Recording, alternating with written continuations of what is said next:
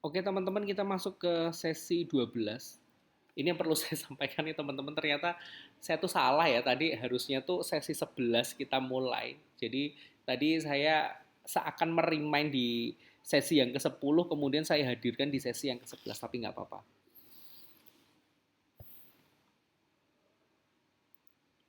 Oke, kita masuk ke sesi yang ke-12. Jadi sesi 12 ini itu terkait dengan pemerintahan pusat dan pemerintahan daerah nih teman-teman.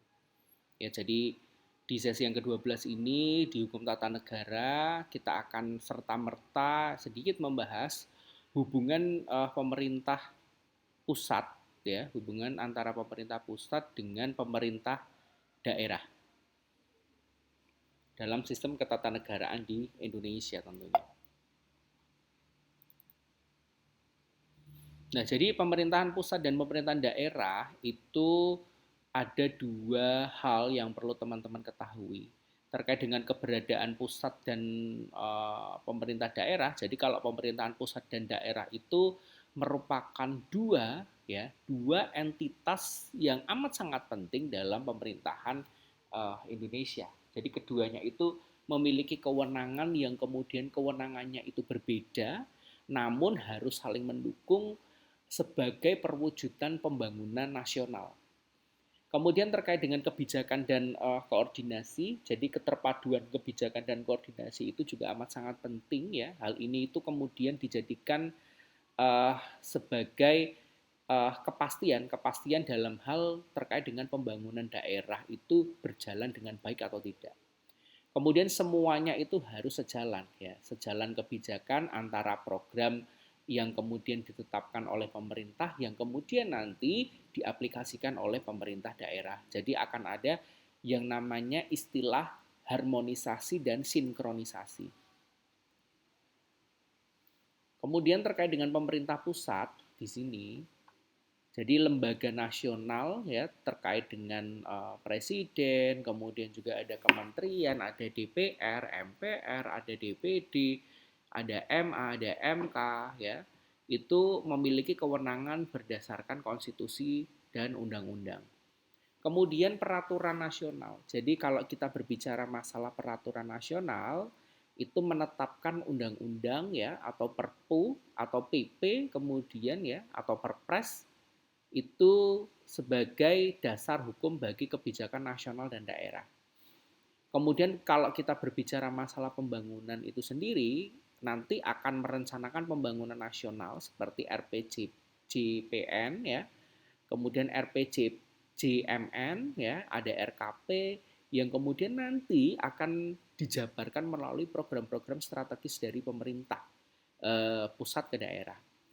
Kemudian terkait dengan sumber daya, ya, jadi sumber daya alam, keuangan negara, termasuk APBN pun itu juga kebijakan fiskal dan moneter, ya, pengelolaan pajak juga ada yang namanya distribusi dana perimbangan.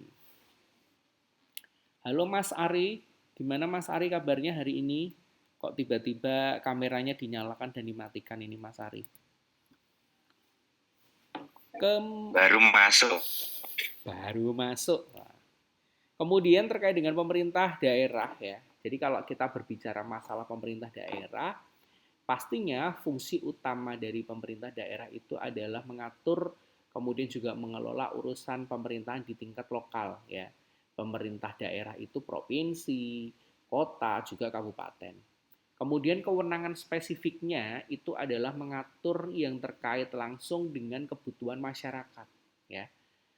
Kemudian terkait dengan bidang pengelolaan, ya, jadi mengelola pendidikan, kesehatan, kemudian terkait dengan transportasi, juga terkait dengan infrastruktur lokal, ya, karena ini kaitannya dengan pemerintah daerah.